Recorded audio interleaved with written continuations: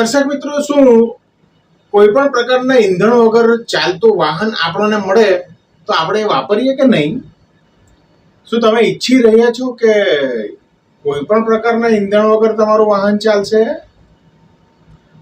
દર્શક મિત્રો, આવા જ કેટલાક પ્રયોગો ગામડાનો એક ખેડૂત એ પોતે કરી રહ્યો છે અને એ પોતાના પ્રયોગોના માધ્યમથી એવો દાવો પણ કરી રહ્યો છે કે મારા પ્રયોગો ઉપર જો ઈસરો અને નાસા જેવી સંસ્થાઓ રિસર્ચ કરે અને અમલમાં લાવે તો કોઈ પણ પ્રકારના ઈંધણ વગર રસ્તા ઉપર વાહન દોડતા જોવા મળી શકે છે. નિહાળો દર્શક મિત્રો, આ ગામડાના એક ખેડૂત પુત્રએ કરેલા કેટલાક પ્રયોગો નિહાળો અને એ પોતે જે વાત કરી રહ્યા છે એની સત્યતા પણ ચકાસો.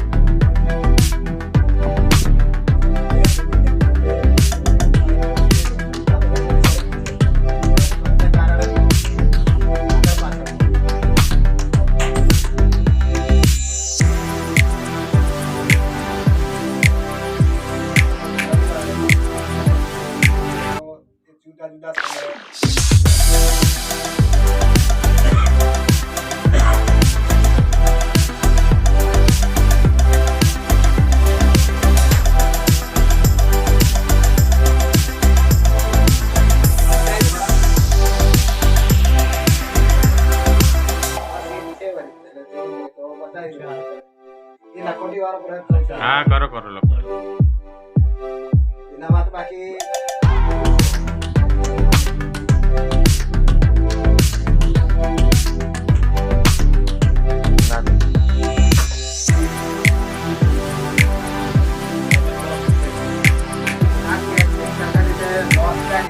કે છે તે પ્રયોગ કરનારા નથી તેને ખોટું છે.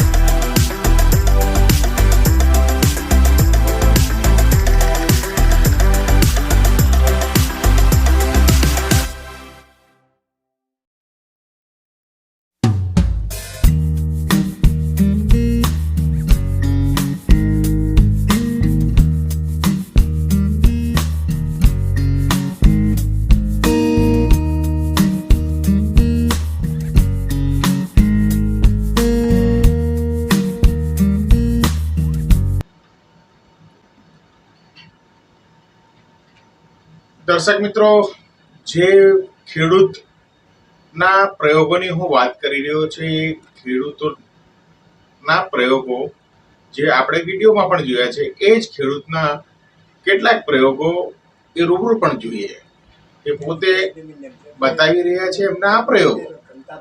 પરંતુ દર્શક મિત્રો, આ ખેડૂતની વાતને સત્ય માનીએ અને જો ઈંધણ વગર વાહન ચાલે તો એ સત્ય પણ થાય. કારણ કે એક પ્રસિદ્ધ કોચિંગ ના શિક્ષક પણ આ હાઇપર લૂપના સિદ્ધાંતોના વિડીયો કેટલાક એમના સોશિયલ મીડિયા પર તો પ્રકાશિત થઈ રહ્યા છે. તો વર્તમાનમાં થોડા દિવસ પહેલા આપણા રેલવે મંત્રી અશ્વિની વૈષ્ણવે પણ આ હાઇપર લૂપ સિદ્ધાંત વિશેની વાત તો કરી જ ચૂકી છે.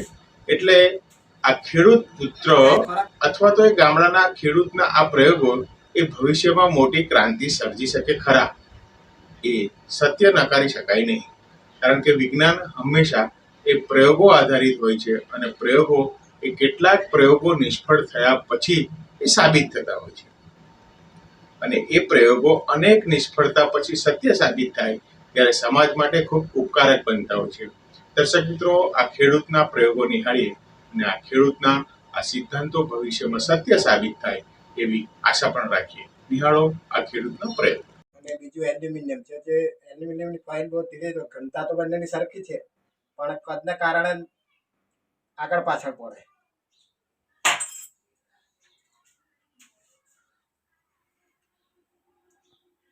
અને બાંધેલી ઘડી વાળેલી પડે, બંનેને સાથે ફેંકીએ તો એ જુદા જુદા સમયે પહોંચશે જમીન પર.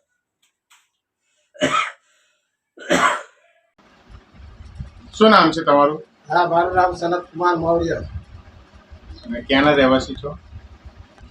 ગામ કડોદ, પોસ્ટ સુપ્રતિક, તાલુકો જિલ્લો ભરૂચ. આ સિદ્ધાંત વિશે તમારું શું કહેવું છે? આ સિદ્ધાંત વિશે એ જ કહેવાનું કે અમુક છે આજે બતાવ્યા છે ખોટા છે અને પેલા હાઇપરલૂપના સિદ્ધાંત પ્રમાણે મારું યંત્ર કામ કરશે, જે વગર ઉર્જાએ આપણને આપણા વીજ યંત્રને ચલાવી આપશે અને એ જ રીતે વાહનને પણ ચલાવી આપશે. કોઈ પણ પ્રકારની ઉર્જાના ઉપયોગ વગર યંત્ર કે વાહન ચાલશે એવું કેવું છે? હા. બોલો. હવે મારા સંશોધન વિશે જો સરકાર રસ લઈને મારા સંશોધનને આગળ વધારવાનો પ્રયત્ન નહીં કરે તો હું ઉપવાસ પર ઉતરીશ.